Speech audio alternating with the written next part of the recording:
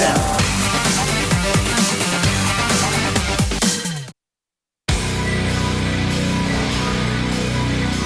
What's up, guys? We're back here at the GSL Code S already in the losers match. One of these two players is about to be knocked out of the GSL Code S. That's right. We'll see how this one goes, because Panic actually beat two really great Terrans to get here in Hack and Cure. Yeah. So, I mean, his PvT is obviously quite nice. GuMiho is a different sort of beast, so he plays a different type of game. So, we'll see how it goes. Catalina, Deadwing, King Sejong Station. I would actually favor GuMiho on this a little bit. Yeah, Deadwing, that's interesting. I wonder how GuMiho is going to play on that specifically. Catalina, I'm a little bit more surprised. Like, the fact that Panic would rather veto Marigar than Catalina. I guess Catalina's bigger, so that kind of works for Protoss a bit better, but, that's a very tough map in my opinion. So, if Panic can open with a win here, he's golden, but it's a hard one. GuMiho, probably one of the toughest players to prepare against. He's really got his own way of approaching the game. Panic is our underdog of the group, but upsets do happen all the time. Let's see if he can't take GuMiho out. In the bottom right, we have the Towel Terran. He is Invasion GuMiho. gonna get a shot of that towel. There it is. Where's his mouse? He doesn't even play with a mouse, guys. Arrow keys. He's got a rolly ball mouse in his lap. Doesn't matter how sweaty your hands get if you use the arrow keys. That's right. In the upper right, we have our Protoss player. MVP Panic.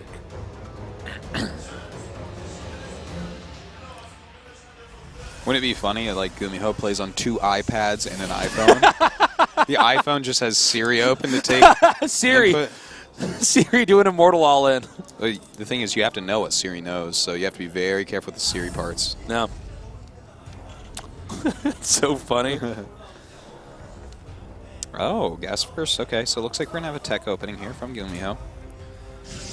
Perhaps a quick Widow Mine drop, some Hellions, definitely a possibility. Can be very hard to stop, but Panic is actually scouting nice and early. Well, wrong direction. Welcome to the studio, guys. Thank you for coming down. See, they did the right thing. They came down here. Does that shirt say Supernova? I didn't read it, actually. Did you know GuMiho is a recipient of the Supernova Award? For 9 seasons in a row, then dropping out right before the ST award. Because he didn't get the ST award, yeah. Supernova, if I recall correctly, was the first player ever to do that, unfortunately for him. That's so sad. That's my little thing. So you call it the Supernova Award? Yeah. Happened to GuMiho as well. This is actually his 10th GSL season, Code S. It sucks to fall out after 9. It's like, wait, 10 is this... You know, we're humans and we have 10 fingers, so we use base 10. Yeah. This is ridiculous. So then I don't get this award. 9 seasons. Why don't we have 9 fingers? And we could do it in base 9 and GuMiho would be fine. But then he couldn't have as much APM. But of course, yeah, I was going to say, if you only have 9 fingers, if we all only had 9 fingers, this would be a different game. Your hand with 4, you'd probably want to use on the mouse, right? Yeah. But, I mean, what if it just turns out that it's on the, you know, it just didn't turn out that way? Yeah, I guess that's true. And then it would just be, kind of come down to one of these things where the guys with more APM well, to be honest, would be the guys that just happen to be, you know, have their dominant hand be the one that happened to be on the right, you know, well, the keyboard I would mouse. say that humans would evolve in such a way if we had 5 fingers on one hand and 4 on the other, that the hand with 5 would be the dominant in most people. Oh, that's true. Especially, what if it was like you were missing a thumb? We only had 1 thumb. Well, then we definitely would be the dominant. Aren't the thumbs why we're so smart, though? It's because we could use tools, which... Well, it's why we're so... I don't know if thumbs... Our brains make us smart, but the thumbs have allowed us to actually use tools and stuff. Thumbs, because we got to use tools and thus get more food and stuff like that, that pushed forward evolution. The fact that we have hands that can do stuff. And I mean, look, playing StarCraft with hooves, yeah, you beat me to it. Hooves we had like web frog, like... The least useful thing would be hooves. We had fish fins and stuff. No, it would be... I think I could be a pretty good, well, not a StarCraft player with fish fins, but I think I could be a championship player of other esports. Angry Birds. And oh, yeah. All right, so we have a bunker made over here. This is like a bit challenging annoying. him to make a mistake. Yeah. That's what this is. This is not going to kill the Nexus, most likely. It's not going to really kill that much, hopefully for Panic. Right now, just being very defensive with this. Kind of a, I know we were talking a lot during, but kind of an interesting opening here to go with this little bunker that just kind of gets very annoying. And yeah, you got the quick factory, but it looks like it was more of a defensive quick factory for now. Okay, he activates the Nexus Cannon, and that's when this rush has to stop. Yeah. He'll salvage it in time. And pretty cool. This is, again, very GuMiho. Yeah. What we're seeing him do. He's always got a different opener. He's always approaching the game a little bit differently. And that's why I think anytime there's a group with GuMiho in it, it becomes infinitely more interesting. Absolutely. Because Terran in general is known as a race that's usually about mimicking the guy at the top of the food chain. Very true. And now that's true for a lot of RTSs, but Terran I think has historically been a stronger example of that. But GuMiho, very tricky. It's almost like I'm going to go out there and say this. I don't know if everybody would agree, but it's almost like he's another sort of iteration of Slayer's Boxer. He's got this really sort of aggressive, tactical play. He's got high APM. Yeah. I don't think... Very good at harassment. Yeah, very good at harassing. We actually don't have a lot of people that I would say are the best of the best in the world who tend to lean more on the tactical none. play. Yeah, it's a very rare is thing. one, I would say. And yeah, Fantasy is another one for sure as Terran. But that's because normally in RTS games, the longer the RTS game's out, the better people get at figuring out how to pretty much be safe. Yeah. And defend against stuff. And I'm not talking, minus cheese, because cheese is like normally just this one window, maybe it's like 30-second window where if you just attack in with everything and take all the risks and don't focus on anything past this point of the game, you can win. But GuMiho's a little bit different. He actually will get out there, chip off a few probes here and there, shut down your drop back here. So it's pretty cool. Yeah, he's definitely a very interesting player. I like that he got the Siege Shanks here, by the way. Because he opened up with like a Widow Mine, which would stop oracles, or at least help to stop oracles, and then into Siege Tanks, which would stop any counterattacks or blink attacks or anything like that, which is always something you have to be wary of on this map.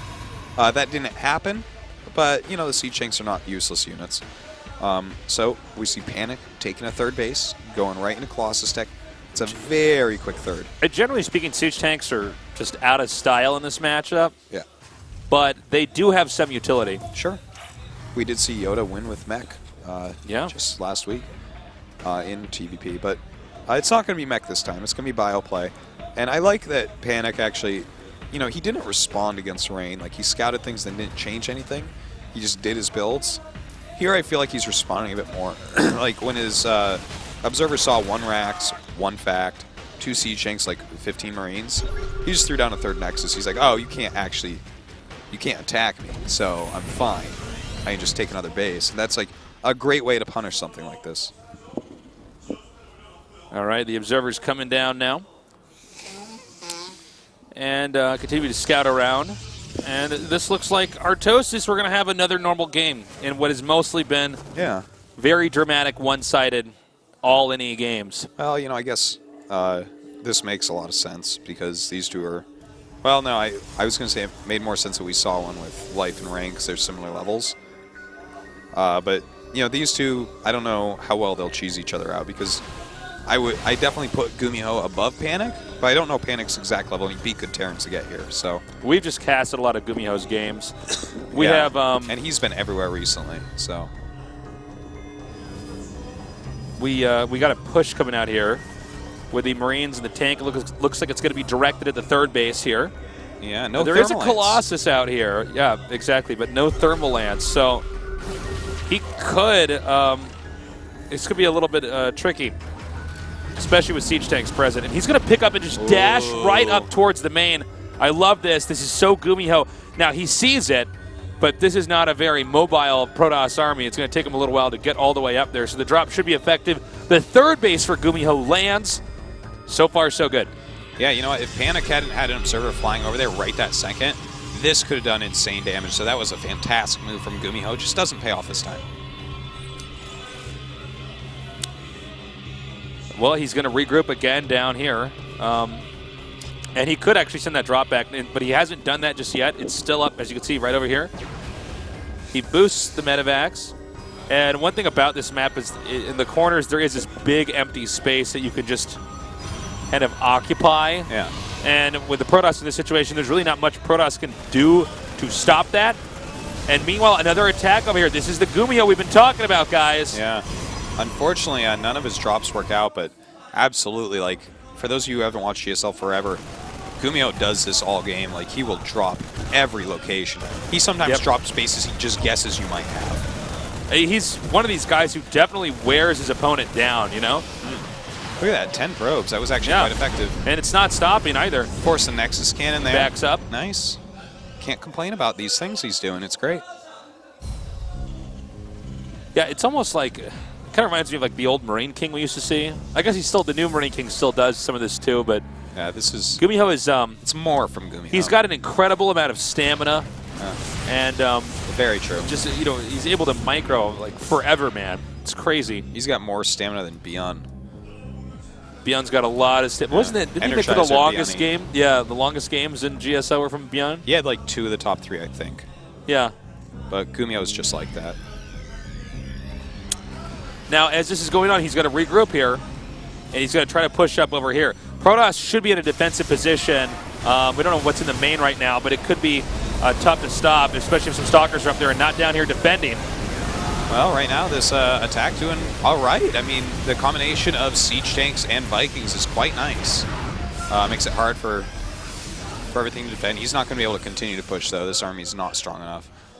But he wants him to attack cost inefficiently into him. So we'll see if he can get that done. And he's going to come down here and try to push into this. This will be interesting to see if he can actually hold this. It's 3 Colossi, and there's only 2 Vikings here, so the Vikings will not be able to kill this off until the optimum amount of damage has been dealt. The siege tanks, though, in the good Marine Marauder spread can take out the rest of these Colossi. Most likely, yep, there he goes. He's going to back up, probably regroup, dive in now, and there's nothing that Panic can do. Quite well done. Because once you lose those Colossi, you don't have enough to hold off Marine Marauder. Yeah, it seemed like Panic just didn't quite get how to attack in there. I feel like he actually didn't even have his units arranged correctly when he attacked through that choke. I agree. The Stalkers in the front there, you know, taking a lot of extra damage. There wasn't actually that many Vikings. So, you know, obviously you need Stalkers to stop Vikings, but against Siege Tank Marine Marauder, Stalkers are pretty lackluster. Yeah. But it was well played. I think actually on both sides, I think that was a pretty well played game. We see the coach going in there and talking to Panic. And this has got to be a tough moment. I mean, he's already lost 3 games in a row.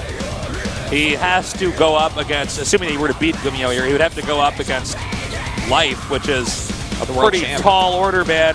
Yeah. Yeah. Although short in stature. Short in stature, giant but in the world of StarCraft II. Mammoth when it comes to being a good gamer.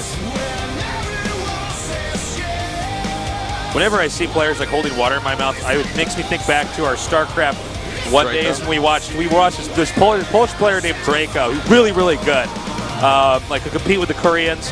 And yeah, Artosis is making the face of me right now. He would always hold his mouth in such a way that Artosis turned to me one day and just straight up said, wouldn't it be crazy if he was holding a goldfish in his mouth? Like he just looked like he had his mouth full of water. And he thought, what if we made it more extreme and we had a goldfish in his mouth? Make it even harder on and he him. couldn't spit out the goldfish and or swallow it until he had won the game. What a wonderful world we live in. The Tastosis bizarre world, man. Oh. Next map gonna be Deadwing. I think we need to have a GSL goldfish edition, you know, thing, or actually a whole league, you know, and we could try to do this for as long as possible till PETA tries to get us shut down. You know, we just have each match a player has to hold a goldfish in his mouth. That's a great idea. Not react.